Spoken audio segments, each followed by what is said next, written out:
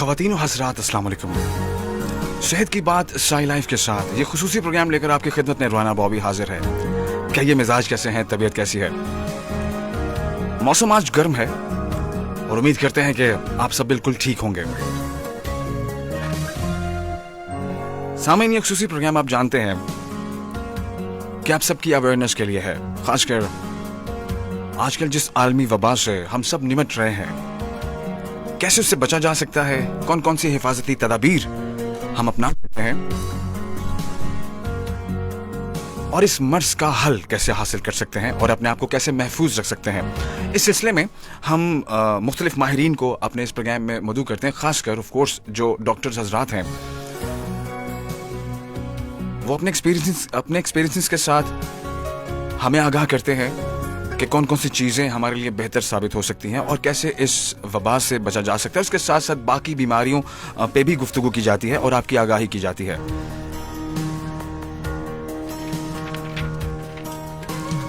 इस सिलसिले में आज हमारे पास डॉक्टर मोहम्मद इमरान खान साहब हमारे साथ मौजूद हैं। FCPS मेडिसिन है, MRCPS UK है, MCCPS ग्लासगो है, FRCP एडिनबरा है, लंदन है, ग्लासगो है, MCPS HPE associate professor medicine,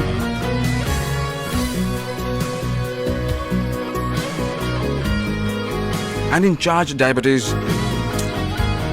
endocrine centre LGS Lahore है। सर, आपको खुशामदीद कहते हैं प्रोग्राम में। बहुत शुक्रिया बॉबी आपका। डॉक्टर साहब, सबसे पहले तो हमारे सुनने वाले को बताइए कि ये जो वबा है जिसे आम लफ्ज़ों में कोरोना वायरस कहते हैं, ये क्या है और इसके क्या असरात होते हैं? दो हिस्से हैं आपके सवाल के। सबसे पहले तो साई लाइफ का, FM 100 का और आपका शुक्रिया कि आपने मुझे मौका फराहम किया, क्योंकि मैं ये समझता हूँ कि पाकिस्तान में जब से ये वबा फैली है तब से मालूमात इस कदर तेज़ी के साथ लोगों के पास जा रही हैं। कुछ नई यूनिवर्सिटियाँ वजूद में आ चुकी हैं। एक का नाम व्हाट्सएप यूनिवर्सिटी है, एक का नाम फेसबुक यूनिवर्सिटी है। जी जी, बिल्कुल सही कहा। सो ऐसी इंफॉर्मेशन लोगों के पास जा रही है जिसका कोई सर पैर नहीं है। हम मेडिकल की ज़बान में ये कहते हैं कि जो रेफरेंस है उसका ऑथेंटिक होना बड़ा ज़रूरी है किसी भी मालूमात के देने में। अनफॉर्चुनेटली कोरोना वायरस इतना नया है इसकी किस्म कि इसके बारे में, क्योंकि आपको पता है कि ये 2019 के आखिर में चीन में पहली मरतबा इसका फैलाव उन्होंने इन्फॉर्म किया WHO को, और कई हज़ार लोग उससे अफेक्ट हुए, कई हज़ार अमवात हुई इससे। तो उस वक्त पे, और फिर जनवरी के शुरू में आलमी वर्ल्ड हेल्थ ऑर्गेनाइजेशन ने इसको आलमी वबा के तौर के ऊपर तस्लीम किया और सारी दुनिया को कहा कि इससे बचाव का अपना इक़दामात करें। कोरोना वायरस बेसिकली नया नहीं है, ये बिल्कुल उसी तरह का वायरस है जिस तरह के दूसरे वायरसेस होते हैं, और इससे मिलते जुलते वायरस पहले कुछ साल पहले भी हमारे इंसानों में अपना हमला कर चुके हैं।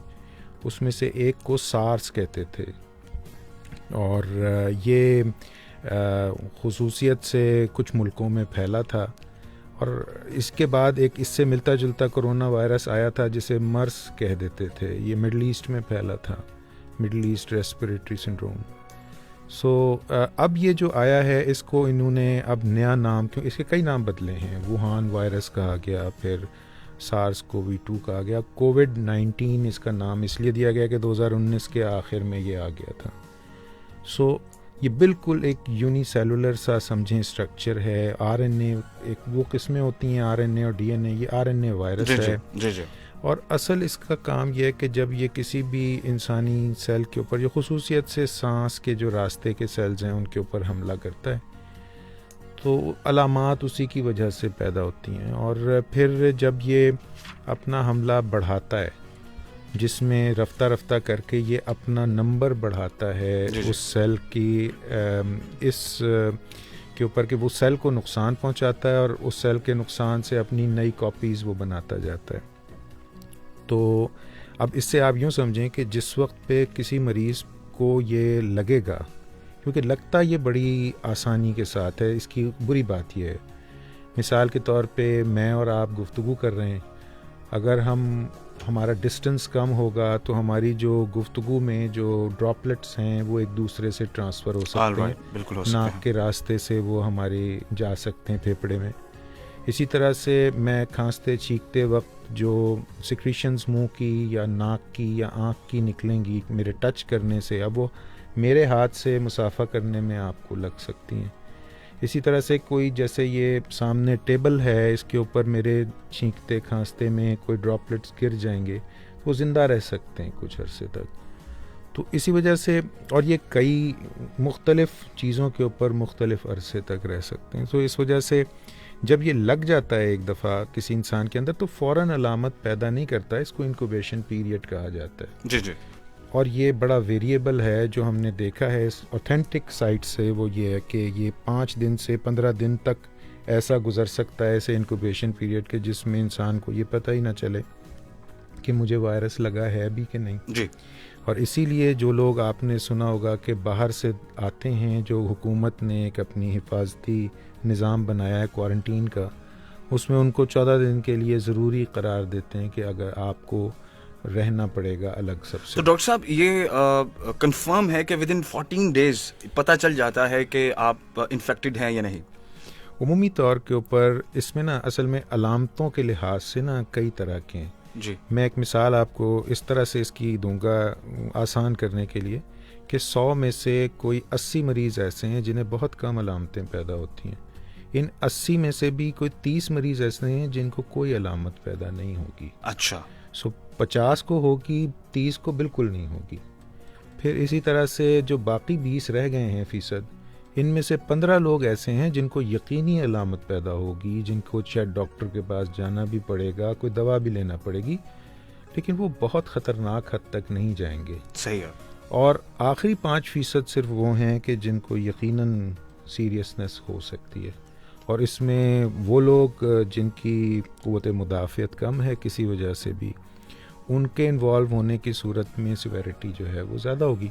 तो आपके सामने कई मिसालें हैं। हमारे कई सिंध के एक वज़ीर भी हैं जिनको हुआ भी, उन्होंने इत्तफ़ाक़न कराया था। जी जी। सो इससे ये साबित होता है कि वो एसिम्प्टोमेटिक कैरियर थे बेसिकली। उन्हें खुद नहीं हुई, लेकिन हो सकता है वो लगा रहे हों बाकी लोगों को। बिल्कुल है। जब तक कि वो उनके नेगेटिव नहीं आ गए PCR, उन्होंने उस वक्त तक उनसे कहा कि आप क्वारंटीन में रहें। यही कोई अलामत वाला मरीज़ भी है। और फिर जब एक दफ़ा 15 दिन का मैंने लफ्ज़ इस वजह से इस्तेमाल किया कि हमारे पास जो ऑथेंटिक साइट्स हैं उनसे ये पता चलता है कि ये एवरेज को 6 दिन में अपनी अलामतें ज़ाहिर कर देता है। ठीक। सो 15 दिन तो उसकी मैं एक एक्सट्रीम पे जा रहा हूँ कि 15 दिन तक, लेकिन अगेन ये वो बातें हैं जो वक्त गुजरने के साथ साथ इनमें तब्दीली आ सकती है। आज की तारीख़ तक इस बात का इम्कान कि वो इंक्यूबेशन पीरियड 1 to 15 डेज़ है, ये स्टैंड करती है। अच्छा डॉक्टर साहब, जैसे कि ये भी सुनने में आया, जो मैं बात करूंगा अवामी तौर पे, कि जो हम आम लोग आपस में डिस्कस करते हैं। अच्छा, सुनने में ये आया था कि जैसे ये जो वायरस है ये हर किसी को डिफरेंट तरह से इफ़ेक्ट करता है, इसका इफ़ेक्ट होना एक ही तरह का नहीं है। ये ज़रा काइंडली लोगों को बताएं कि इसमें क्या डिफरेंस है जो लोग आपस में बात करते हैं, ये वाकई अगर डिफरेंस है तो वो कौन सा है? देखिए, अलामतों के लिहाज से तो मैंने आपको बता दिया कि completely asymptomatic, very mildly symptomatic जी, और इसी तरह से कुछ लोगों को सिम्टम्स ज़रूर पैदा होते हैं जो 15% से ज़्यादा नहीं है, और कुछ बहुत सिवियर होते हैं। सो आम लोगों को हर सूरत में, क्योंकि पहले ये समझा जा रहा था कि ये बड़ी उम्र के और क़ुव्वत मुदाफ़ियत कम होने वालों को ही अफेक्ट करिए, लेकिन स्टेटिस्टिक्स जो सामने आ रहे हैं उन ममालिक से जहां अमवात ज़्यादा हुई हैं, जैसे अमेरिका है या इटली है, बाकी कंट्रीज़ हैं, ठीक है, तो इनसे जो स्टेटिस्टिक्स सामने आ रहे हैं उसमें ये कोई क़ैद नहीं है, ये कम उम्री में भी हो रही है। खुसूसियत से जो लोग मुहतात नहीं रह रहे, मिसाल के तौर पे मुझे कई दफ़ा ये ख्याल आता है कि बाज़ जो होते हैं लोग जिनकी आदत होती है कि जी वो मुसाफ़ा नहीं, वो गले भी मिलते हैं आके, और फिर वो ये अक्सर ये बात कहते हुए भी नज़र आ जाते हैं कि छड्डो यार की है, इससे क्या फ़र्क पड़ना है, मुसाफ़ा करो जी, या मस्जिद में नमाज ज़रूर जाके पढ़ेंगे और वहाँ मुसाफ़ा भी ज़रूर कर रहे हैं। तो मेरा ख्याल है ये वो बातें हैं जिनमें बेशक कि हमारे लिए एक मुश्किल बात है, क्योंकि हम बचपन से ये बातें जानते आए हैं कि ये एटिकेट्स हैं हमारे, लेकिन इनको थोड़ा सा बदलने की ज़रूरत है इस वबा के तनाजुर में, वरना नतीजा ये होगा कि अल्लाह ना करे किसी एक को भी नुकसान पहुंचा तो वो ज़ाहिर है फिर उसकी सारे ख़ानदान के लिए तो वो बहुत कीमती शख्स है। बिल्कुल, बेशक। अच्छा डॉक्टर साहब, जैसे कि आम घर हम अपने अपने घरों में जिस तरह से सोशल डिस्टेंस की बात की जाती है, तो हम अपने घरों में उस तरह से नहीं वो डिस्टेंस क्रिएट कर पा रहे, ठीक है, and this is really true. तो इसमें ज़रा थोड़ा सा लोगों के लिए आसानी पैदा कीजिए कि अगर हमें सोशल डिस्टेंस को फॉलो भी करना है और ऑफ कोर्स हमें रहना भी, घर है, बच्चे हैं, बड़े हैं, आपकी फैमिली है, आप एक ही घर के अंदर आप इस तरह डिस्टेंस क्रिएट नहीं कर पा रहे, तो उसमें क्या बेहतर सूरत हाल जो है वो जिसे अपनाया जा सकता है वो बताइए। देखो बॉबी, बात यह है कि इसमें ना दो बातें बिल्कुल मुख्तलिफ हैं। एक वो मरीज़ हैं कि जिनको के ये बात डायग्नोज हो गई है कि उनको है ये इन्फेक्शन हुआ कोविड-19, अगर तो हुआ है तो उनको ऑटोमेटिकली उनके सारे घर वालों को अलामतें ज़ाहिर हुई हैं तो पता चला है जी, तो वो 4-5 दिन तो वो ऑलरेडी गुजार चुके हैं उनमें ऐसे कि जिनमें हमें पता भी नहीं है कि उनका एक्सपोजर हो गया था या नहीं। ये बड़ा प्रैक्टिकली मुश्किल बात है कि मैं अपने घर के अंदर अपने बच्चों से, अपने वालिदैन से, अपनी बीवी से और अजीज़ों से दूर रह सकूं। अपने घर के अंदर प्रॉबेबली ये मुमकिन नहीं है। बिल्कुल नहीं है, बिल्कुल सही। सो एक ख़ानदान का यूनिट जो है, अगर वो बिलफर्ज 10 अफराद पे मुश्तमिल है जिसमें लोग अपने घर के अंदर रह रहे हैं, उनको एटलीस्ट अगर फ़र्ज़ कर लें कि हो भी जाता है किसी एक को, तो उसको आइसोलेट कर सकते हैं, लेकिन ये फिर उनके सारे ख़ानदान को ऑटोमेटिकली उनका भी टेस्ट होना होगा, इसलिए कि वो उनको एक्सपोजर हो सकता है और उनको भी वैसे ही क्वारंटीन की जो जितनी भी ज़रूरियात हैं उनको पूरा करना होगा। अल्लाह करे उनका भी नेगेटिव आए, लेकिन मैं ऐसे लोगों को जानता हूँ जिनके के 15वें दिन जाके पॉजिटिव आ रहा है जी। सो दूसरी बात ये कि एटलीस्ट इससे ये होगा कि घर के अंदर अगर वो अपने आप को अलग कर लेंगे और घर वाले भी अलग कर लेंगे अपने आप को, तो कम से कम वो एक घर से बाहर दूसरे घर में तो फैलाने वाले नहीं बनेंगे ना। जी बिल्कुल। सो अगर मैं अपने पड़ोस में नहीं जाता और मैं घर से बाहर नहीं निकलता, किसी से मस्जिद में नहीं जाता या अपने काम पे नहीं जा रहा, मकसद इसका यही है कि जो भी घर वाला मुतासिर है वो वहीं तक बात रहे जी, उससे आगे न बढ़े। अच्छा डॉक्टर साहब, यहाँ पर एक बात बहुत इंपॉर्टेंट है, मैं पूछना चाह रहा हूँ आपसे कि जो हजरात घर से बाहर जाते हैं, ऑफ कोर्स घर के जो मेल हजरात हैं, या घर में कोई ऐसा बड़ा बच्चा होता है जिसने घर के सारे काम करने होते हैं, बाजार से सामान लाओ, राशन ले आओ, कोई स्टोर से कोई चीज़ ले आओ, ऐसे बच्चों के लिए मुझे ज़रा ख़ास कर ये बहुत इंपॉर्टेंट, क्योंकि हमारे घरों के बच्चे भी जाते हैं और हमने जैसे सुना कि जी वो एक स्प्रे बना लें आप, उसके अंदर वो एक डेटॉल डाल लें, जो सुना हमने कि डेटॉल का एक स्प्रे बना लें शावर टाइप, जैसे ही कोई घर से बाहर आता है तो उसके पूरे कपड़ों पे आप शावर करके उसको अंदर आने दें, तो इसका मतलब है कि जी अगर कोई ऐसा वायरस हुआ भी आपके साथ तो वो ख़त्म हो जाएगा। इस बारे में ज़रा लोगों को गाइड करें, क्योंकि लोग ऐसा बहुत कर रहे हैं। देखो, जो आप टनल्स की बात कर रहे हैं, मेरे ख्याल है कि वो आप टनल के में से गुजर जाएं तो आप हाँ जी, जैसे कि वॉक थ्रू है वो बनाए जा रहे हैं, तो ये भी ज़रा काइंडली लोगों को गाइड करें। देखो ना, जब भी कभी आप हैंड सैनिटाइज़र भी लगाते हो जी, तो आपको एक मखसूस तरीके से उसको हाथ पे मलना होता है। उसके 5-6 स्टेप्स हैं जिनको फॉलो करना होता है, तो पूरे हाथ उससे मुतासिर होते हैं जी। और उस जगह से हटने के बाद, जैसे मैं मरीज़ रोज़ाना सुबह देखता हूँ, तो अब मैं एक मरीज़ के बाद अपने हाथ को साफ़ करता हूँ तो मैं दूसरे के पास जाता हूँ, जब उसको टच करता हूँ तो फिर मैं दोबारा से अपने हाथ को सैनिटाइज़र लगा, ये थोड़ी करता हूँ कि मैं वो एक दफ़ा लगा लिया तो अब मैं सारे मरीज़ों को उससे देख लूँ। टनल से एक दफ़ा गुजरने के बाद हम फ़र्ज़ कर लेते हैं, पहले बात तो ये, हम फ़र्ज़ कर लेते हैं कि बड़ा इफ़ेक्टिव मेथड है और आपने उससे स्टेरिलाइज कर दिया अपने आप को। जी डॉक्टर साहब, जैसे वो है ना, हम सोशल मीडिया पे भी देख रहे हैं ये सारी ऐसे मामलात होते हैं कि गाड़ियों को सैनिटाइज किया जा रहा है, लोगों को सैनिटाइज करके मस्जिद में जाने की इजाजत दी जा रही है। मैं वही आपको बिल्कुल क्लियर, मैं वही बात कर रहा हूँ कि आप एक दफ़ा तो अगर फ़र्ज़ कर लेते हैं कि उसमें से गुजरते हुए आपने कहाँ पे किया, आपने जी, आपके सर के ऊपर से, चेहरे के ऊपर से गुजरी वो चीज़ और आपके कपड़ों पे आई जी बिल्कुल, और आपके हाथों पे आई। बिल्कुल। अच्छा, अब एक दफ़ा करने के बाद आप अंदर गए, तो अंदर जाके अगर आपने हाथ में लाया है किसी से या आपने गुफ्तगू की है ऐसे कि उसकी छुई हुई चीज़ को आपने छू लिया है जी, तो इस बात का इम्कान मौजूद होगा कि अब दोबारा से आप उस टनल में से गुजरें। सो ये प्रैक्टिकल है या नहीं है? नहीं, मुश्किल है, मुश्किल है। बिल्कुल मुश्किल। अच्छा, दूसरी बात ये कि जब आप उस टनल में से गुजर रहे हैं तो ये एक फॉल्स सेंस भी आप में डेवलप हो रही है कि आप स्टेरलाइज हो गए हैं शायद। सही है। सो स्टेरलाइजेशन इस तरह से नहीं होती। हाँ, ये ज़रूर है कि ना करने से शायद ये कर देना किसी हद तक शायद फ़ायदेमंद हो, लेकिन कपड़ों पे गिरा हुआ तो वो जो है वो कपड़ों को तो शायद उस पे गिरी हुई चीज़ को शायद कोई फ़ायदा दे दे, क्लोरेक्सिटीन या कोई और सोल्यूशन जो है, लेकिन जिल्द के ऊपर गिरा हुआ हमें ये पता है कि वो अल्कोहल सबसे बेस्ड जो हैं चीज़ें वो सबसे ज़्यादा हैं। तो हर तरह के जो वॉक थ्रूज बन रहे हैं उसमें एक तरह की चीज़ें नहीं हैं। दूसरी बात ये कि वो मखसूस एरियाज़ को ही सिर्फ कवर कर पा रहे हैं। अगर बिलफर्ज मेरे सर के ऊपर से वो वॉक थ्रू का जो स्प्रे है वो गुजरा है जी, बालों पे लगा है, मुझे उसका क्या फ़ायदा हुआ है?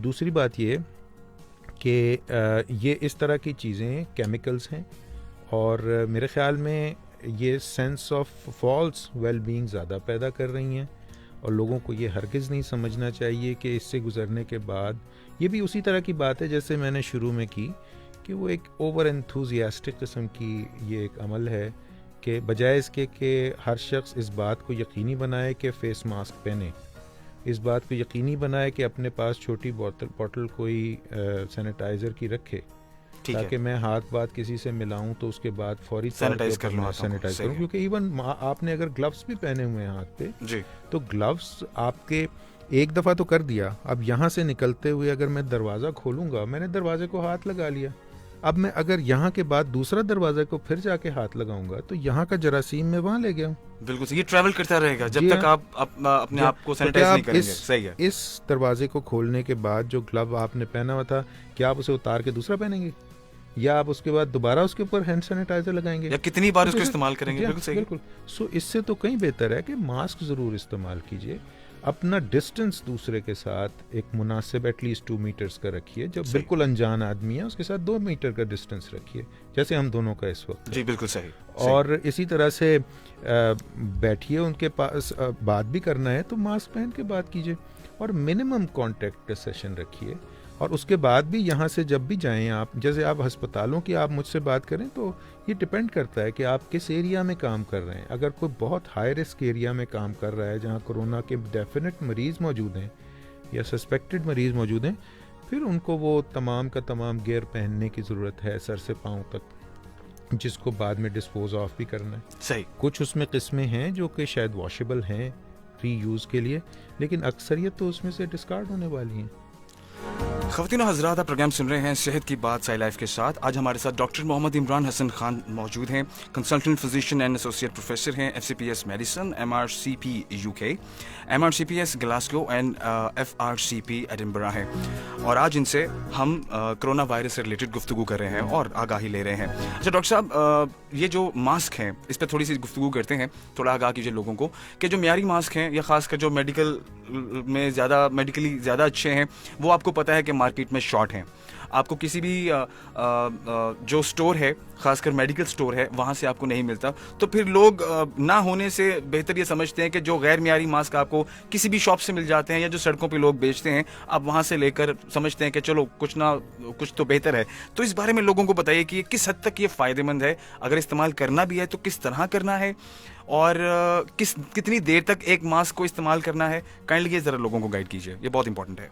आइडियल सिचुएशन देखो ये है कि जो फेस मास्क है, सिंपल सर्जिकल मास्क, वो 3 प्लाई होता है और उसका एक तरीका चेक करने का ये है कि आप उसमें से सामने आप कोई मोमबत्ती या कोई चीज़ रख के फूंक मारें तो वो बुझना नहीं चाहिए। ओके। इतनी उसकी होना चाहिए। अब मैं ज़ोर से फूंक मारूं और मेरे सामने की मोमबत्ती मास्क के बावजूद बुझ जाए तो इसका मतलब ये बहुत अच्छी बात की आपने, वेरी गुड। लेकिन दूसरी जो बात है वो ये है कि सेइंग दैट किसी भी किस्म की आपने प्रोटेक्शन चेहरे के सामने की हुई है, चाहे वो ख़वातीन ने नकाब की शक्ल में की हुई है या आप किसी ने किसी भी तरह का मास्क लिया हुआ है, मेरे ख़्याल में उसको इनकरेज करना चाहिए बजाय डिस्करेज करने के। अनफॉर्चुनेटली क्योंकि कमी है पर्सनल प्रोटेक्टिव इक्विपमेंट की, तो ऐसे में जो चीज़ अवेलेबल हो सकती है उसको ये कह के ना करना मेरे ख़्याल में मज़ीद गलत होगा कि ये ना किया जाए। ये वॉक थ्रू गेट से ज़्यादा ज़रूरी होगा सही कि पर्सनल प्रोटेक्शन के लिए कोई रुमाल या कोई मास्क या कोई सी भी किस्म की चीज़ खुद बना के बेशक कर लें, ओके ताकि उसको, लेकिन जो आइडियल हैं वो इसके लिए वही कहलाएंगे जो कि N95 किस्म के मास्क हैं। लेकिन ये उन लोगों को आज की सिचुएशन में कमी की वजह से वहाँ ज़रूरत है कि जो फ्रंट लाइन पे काम कर रहे हैं जी। जैसे ऑनेस्टली स्पीकिंग मैं फ्रंट लाइन में नहीं हूँ, लेकिन मेरे जो नीचे हाउस स्टाफ है, जो मेरे मेडिकल ऑफिसर्स हैं, रजिस्ट्रार्स हैं, they are front line people, उनकी ज़रूरत है।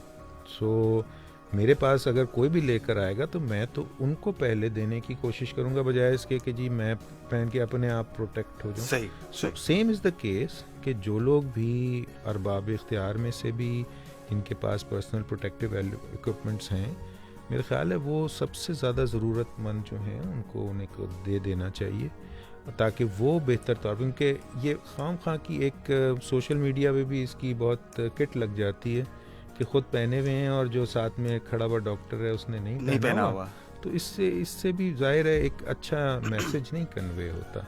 सो मेरे ख्याल में ये जो फ्रंट लाइन पे हैं लोग, उनके ही इस्तेमाल में N95 किस्म के या N99 किस्म के मास्क जो हैं वो उनके इस्तेमाल में आना चाहिए। लेकिन आपका जहाँ तक सवाल का जो बस जवाब है वो यही है कि किसी भी किस्म का करें ज़रूर। सही। डॉक्टर साहब, अपने एक्सपीरियंस को सामने रखते हुए थोड़ा ये भी गाइड कीजिए, खासकर जिन्हें सांस की तकलीफ़ है, जैसे कि इस वायरस की वजह से सबसे ज़्यादा जो इफ़ेक्टिव होते हैं वो आपकी सांस में कमी का होना है, जिसके बाद आपको अल्लाह ना करे उसके बाद जो अगली स्टेज वो वेंटिलेटर्स और बाकी सारे मामला हैं। तो बताइए, जो इस्तेमा के पेशेंट्स हैं खासकर जिनको सांस की तकलीफ़ है, उनके लिए क्या हिफाजती तदाबीर हो सकती हैं और उन्हें कैसे अपने आप को इस सारे मामले में खुद को बचा के रखना है? पहली बात तो ये कि मेरे ख्याल है सवाल को इस तरह से करके हम अगर अटेम्प्ट कर लें कि अलामतें क्या हैं जी। सो अलामतों में सबसे पहली अलामत तो बड़ी है कि मरीज़ को तेज़ बुखार होता है जी, जो मुस्तकिल रहता है जी। साथ में खुश्क खांसी शुरू हो जाती है, और इस बुखार के साथ फटीक, जिस्म में दर्दें बहुत शदीद होती हैं, जो कि रिक्वायर्ड है कि सिवाय पैरासीटामोल के दूसरी तेज़ दवाएं जैसे कॉन्स्टॉन या ब्रूफेन या डाइक्लोरान टाइप की हैं उनको ना खाया जाए। ये बहुत आमतौर पे यूज किया जा रहा है। अगर बुखार है थोड़ा बहुत तो आप पॉन्स्टन ले लें या आप सिवाय पैनाडोल वगैरह खा लें, क्योंकि जो जितनी बाकी दवाओं के हम नाम ले रहे हैं उनसे मज़ीद नुकसान होने का अंदेशा होगा। सो इस सब के साथ में अगर किसी मरीज़ को सांस की तकलीफ़ शुरू हो गई है, साथ में उसके ब्लड के कुछ जो रूटीन के टेस्ट हैं उनमें ख़राबी आ रही है, तो फिर इस बात का इम्कान है कि उसको फौरी तौर के ऊपर कोरोना के टेस्ट की ज़रूरत है। तो ऐसे में पहले तो आइडेंटिफाई करना ज़रूरी है ना कि मुझे ये तकलीफ़ कोरोना की हो भी रही है, सो अलामतों का पता होना चाहिए। जहाँ तक आपका सवाल है कि सांस की ऑलरेडी तकलीफ़ है, तो पहले इस बात को ख़ुद जज कीजिए, आपको बड़ी अच्छी तरह अंदाज़ा हो जाएगा कि मुझे अगर ये खांसी पिछली खांसियों से मुख्तलिफ है। नंबर 2, मेरा बुखार बहुत तेज़ है, टूट नहीं रहा, 102 से ऊपर है, और जिस्म में थकन दर्दें उससे ज़्यादा हैं जैसी रूटीन में हो रही हैं। सही। सो उस सूरत में आपको, और सांस की वो एक तरीका है आसानी से कि आप एक सांस में कितनी गिनती गिन सकते हैं। सो ये सिंपली आप टेलीफोन करेंगे, जो टेली मेडिसिन के सेंटर कई यूनिवर्सिटीज़ ने कायम किए हुए हैं, सरकारी तौर पे उनके नंबर दिए गए हैं, आप सिंपली करेंगे, वहाँ बैठा हुआ जो स्टाफ है वो आपसे इसी तरह के सवाल पूछ के आसानी के साथ अंदाज़ा लगा सकता है कि आपको टेस्ट की ज़रूरत है या नहीं है। सिंपल अगर नहीं है तो आप रूटीन की अपनी जो अस्थमा की ट्रीटमेंट है वो तो शुरू करने में कोई हर्ज ही नहीं है। लेकिन अगर वो ये समझते हैं टेलीफोन करने पे कि आपकी जो सिंपल जो सिम्टम्स से और गुफ्तगू से अंदाज़ा लगाते हैं कुछ आपसे करवा के कि आपको टेस्ट की ज़रूरत है, तो वो यकीनन आपको बुला लेंगे अपने पास, सही, ताकि इमरजेंसी में आएँ और आके अपना टेस्ट करवाइए। डॉक्टर साहब, क्योंकि थोड़ा पैनिक काफ़ी क्रिएट हो चुका है और बहुत सारे लोग डरते भी हैं कि अगर कोई एक आध दो सिम्टम अगर उनको लगे तो वो उसको नॉर्मल समझ के उसे इग्नोर करते हैं और जो भी घर में हिफाजती जो भी मेडिसिन वगैरह होती है उसे लेकर वो समझते हैं कि this is like more good. तो ये जो पैनिक क्रिएट है ये थोड़ा सा लाइटर मोड पे लेके आइए इसको आवाम के लिए और उनके लिए थोड़ी आगाही पैदा कीजिए। देखिए, पैनिक करने की जो सिर्फ वजह है ना वो ये इस बात का खौफ है कि क्वारंटीन में मुझे घर वालों से बिल्कुल अलग थलग रखा और पता नहीं कैसे हालात होंगे, कैसी ट्रीटमेंट होगा। Of course. अच्छा देखिए, बात ये है कि इस सब का मकसद एक बड़ी भलाई है जी। क्वारंटीन का मकसद ये है कि अगर कोई पॉजिटिव पेशेंट है तो वो अपने घर में ना रहे। अगर ये जो गवर्नमेंट की हिदायत हैं हमें उनको मानना पड़ेगा, सो अब उनकी हिदायत के मुताबिक ऐसे पेशेंट जो पॉजिटिव हैं उनको अलग रखना है। सो उसके लिए पहली बात तो ये ज़रूरी है कि वो फौरी तौर पे अपनी अलामतों का जिक्र तो करें। हमारा मकसद सिर्फ अपनी जान बचाना नहीं, अपने प्यारों की जान भी बचाना है। अल्लाह ना करे मुझे होगा अगर, तो मेरी ख्वाहिश ये होगी कि मेरी वजह से मेरे वालिदैन को ना हो, मेरे छोटे बच्चों को ना हो। जी बिल्कुल। तो बिल्कुल। ऐसी सूरत में मैं अगर इस बात पे लगा रहूँगा कि नहीं मैं तो नहीं जाऊँगा, मैं तो नहीं जाऊँगा, किसी सूरत इन्फॉर्म नहीं करूँगा, तो नतीजा क्या होगा? मैं तो शायद इसको बर्दाश्त कर पाऊँगा अपनी उम्र की वजह से, उनको मेरी वजह से लग गया तो वो पता नहीं उनकी क्या हालत होगी। सही। और इसका इलाज कोई नहीं है, इलाज सिवाय इसके कि वक्त और उसके साथ खुद ही हील होना है। वायरस कोई भी मारा नहीं जाएगा, वो उसने खुद ब खुद रफ्ता रफ्ता जितनी भी मेडिसिन इसके बारे में अभी तक हैं उन सब के बारे में इफ्स एंड बट्स हैं। सही। कि हाँ ये फ़ायदेमंद है, हाँ ये नहीं है। जो इस्तेमाल कर रहे हैं वो एडवोकेट कर रहे हैं, जो इस्तेमाल नहीं कर रहे हैं वो उसकी अगेंस्ट बात भी कर रहे हैं। सही। अच्छा doctor sahab, at the end we have just 2 minutes, तो मैं चाहता हूँ जाते जाते जो हैंड सैनिटाइज़र है इसके बारे में लोगों को बताते जाएं कि म्यारी भी है और गैर म्यारी भी मार्केट में है, और वो लोग जो अफोर्ड कर पाते हैं अपने बजट में रहते हुए, वो चाहे गैर म्यारी भी है वो उसे यूज़ करना शुरू कर देते हैं। और जो आजकल हो रहा है कि इसके अंदर चलो खुशबू है, ये थोड़ा सस्ता है, मार्केट में मिल गया है तो इसको लेके इस्तेमाल करो, और वो ज़हनी मुतमईन रहते हैं उसे यूज़ करने के बाद। तो ज़रा जाते जाते हमारे सुनने वालों को बताते जाइए। देखो हैंड सैनिटाइज़र के बारे में सिंपल सी बात है, उसके अंदर मिनिमम 70% अल्कोहल ज़रूर होना चाहिए। ज़रूर होना चाहिए। सो आप जब भी ख़रीदें इस बात को यकीनी बनाएं कि उसके ऊपर जो लिखी हुई डिस्क्रिप्शन है उसमें 70% अल्कोहल है या नहीं है। बाकी इससे कम वाली से हैंड सैनिटाइज नहीं होंगे, वो एक again false sense of protection देगी। All right, thank you very much doctor साहब, बेहद शुक्रिया आज आपकी तशरीफ आवरी का। लेडीज एंड जेंटलमैन, हमारे साथ मोहम्मद इमरान हसन खान मौजूद थे, एंड आपने बहुत बेहतरीन तरीके से सुनने वालों की रहनुमाई की। आप एसोसिएट प्रोफेसर मेडिसिन एंडोक्राइनोलॉजी हैं, incharge diabetes endocrine centre LGH Lahore हैं। आपका बेहद शुक्रिया तशरीफ आवरी का डॉक्टर साहब। सो ख़वातीन हज़रात अपना ख्याल रखिए बहुत बहुत। इंशाल्लाह आप लोगों से नेक्स्ट प्रोग्राम में मज़ीद मालूमात लेकर हाजिर होंगे। मैं आपका मेज़बान राना बॉबी, आप तमाम दोस्तों का बेहद शुक्रिया। अपना बहुत सारा ख्याल रखिए। अल्लाह निगहबान, अल्लाह हाफ़िज़।